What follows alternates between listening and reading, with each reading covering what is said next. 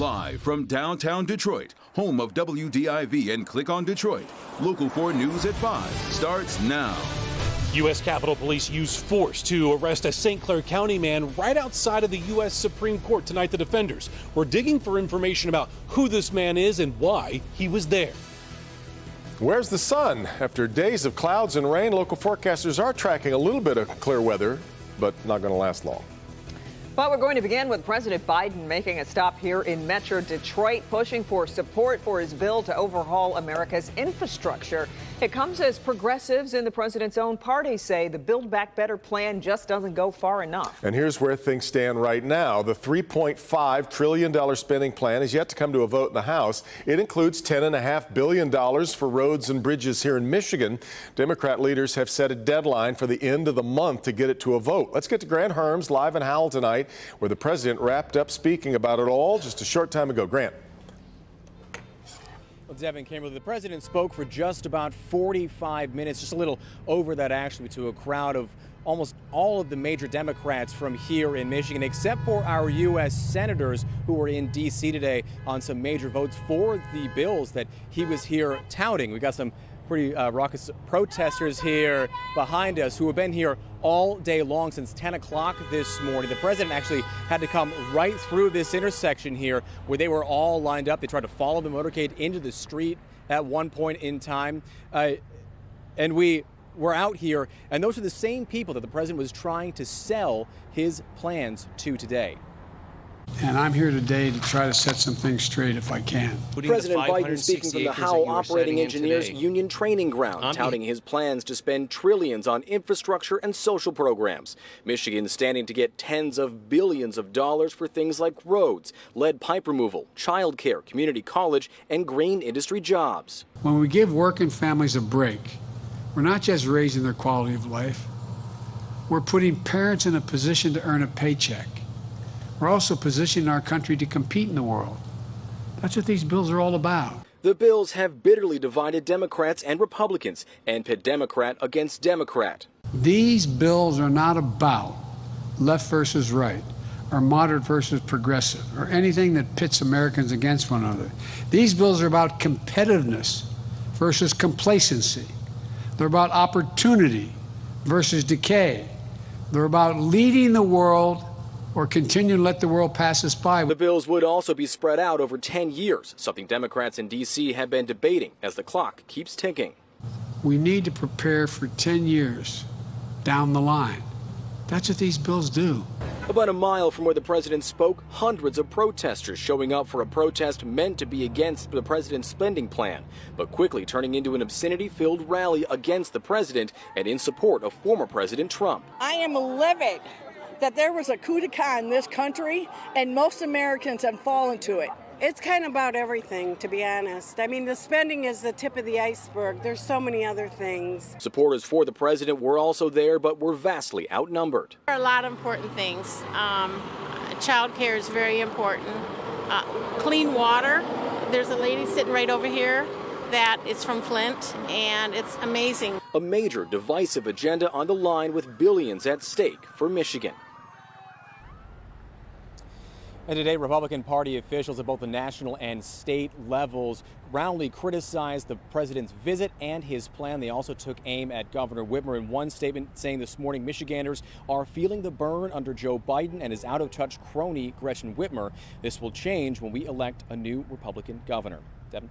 Grant, we talked yesterday about the president choosing his stop in Howell. There was significance to this stop. There was some real significance. This is Michigan's 8th district where Alyssa Slotkin is running right now. Now, it's one of the most competitive districts in the state of Michigan. She only won her seat by 3 points, and it will again be a close race in 2022, already a top target for Republicans. All right, Grant.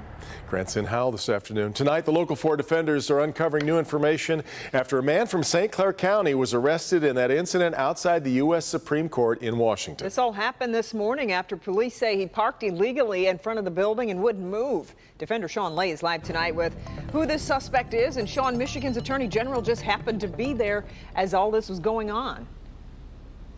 And Kimberly, we want to get you answers tonight. We know that the Attorney General and State Solicitor General right inside the U.S. Supreme Court while all this was going on outside. Dana Nessel tells me she doesn't know if this was targeted or just a coincidence. But here's what we're learning about the Michigan man arrested there today. A St. Clair County man causing this dramatic scene right outside of the U.S. Supreme Court in Washington. Police just carried out a controlled detonation. U.S. Capitol Police setting off what is called a flashbang to take the driver of that suspicious vehicle into custody. That man refusing to cooperate with police, and police say he made a threat. The man refused to talk, made a statement to the effect of time for talking is done. Photos taken at the scene show police arresting the man. Police identified him as 55-year-old Dale Melvin from Kimball Township in St. Clair County. The defenders went to Melvin's last known address. A woman here says Melvin moved out and has been living in his truck. She says sheriff's deputies were at her door looking for him 3 days ago, worried that he may be a threat to himself. Neighbors say Melvin was outspoken. Bossy, awful bossy. He had that attitude, my way or the highway. Inside the Supreme Court, Michigan Solicitor General Fadwa Hammoud was making history as the first Arab-American Muslim woman to argue a case before the court. Attorney General Dana Nessel was also there. There's some weirdness here today. You know, they shut down, the whole street. There's some sort of an emergency situation. There was a man that it looks like was arrested from Michigan who posed some sort of a threat. It's a weird coincidence that the person posing a threat was from Michigan, but you might want to follow up on that part of the story. No one injured in all of this. The U.S. Capitol Police say all of it remains under investigation. In the meantime, we alluded to State Solicitor General Fadwa Hammoud. We're going to hear from her moments after she was before the Supreme Court today arguing on behalf of the state. We'll hear from her at 5:30. Kimberly. I'm just curious, Mr. Melvin, does he have any criminal history?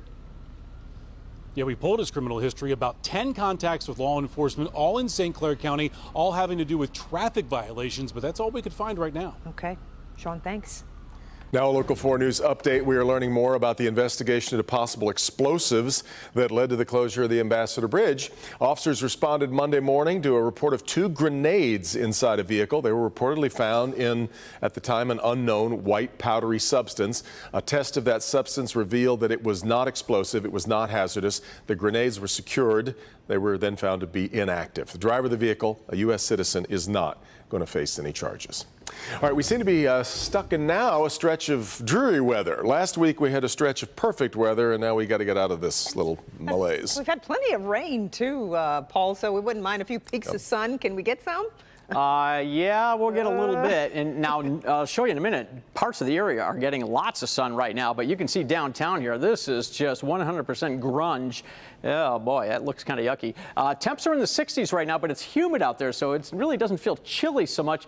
It just feels kind of clammy out there. Now you can see the clearing here that came down through the thumb today, now north of M59 here. You can see this is like mostly sunny, clear blue sky up here. Now, meanwhile, down here where I just showed you on the sky cam, a lot of cloud cover. So some of us are seeing the clearing this evening. Some of us will stay cloudy, and the temps are just a very slow, almost steady, a slow fall in through the 60s. And as far as weather impact for the next few days, well, we got maybe some dense fog tomorrow morning, but rain that we have to talk about Thursday and Friday. And then right now we have a weekend to talk about as well. We'll do that in a few minutes, guys. Yep. All right, Paul. The Macomb County Clerk plans to hire a cybersecurity firm to conduct a forensic audit of the county's election server. Anthony Ferlini says he will hire Alabama-based Pro V&V for the job. Ferlini said he expects the audit to take place within the next few weeks. Results should be available before the November election. Former President Donald Trump beat Democrat Joe Biden 53% to 45% in Macomb County last year, but President Biden won the state. Trump has made claims, as you know, that fraud cost him the election. There is no evidence of widespread voter fraud in the 2020 election. Voters at Kellogg's Battle Creek plant are on strike. They took to the picket lines this morning after their contract expired at midnight. They joined workers at other plants in 3 other states demanding better wages. The company says they remain open to contract negotiations. The facilities produce several popular cereals, including Rice Krispies, Raisin Bran, Fruit Loops, Corn Flakes, and Frosted Flakes. This building is sure going to make an impression at the Warren Tech Center campus. Today, General Motors announcing plans to build a massive battery research lab in it. Scientists will be working on things like reducing costs of batteries, increasing their mileage. Larry Spruill has a look at the plans. GM says this is a multi-million-dollar building here in Warren, and leaders say what will be happening inside this building will help advance the future of their electric car batteries.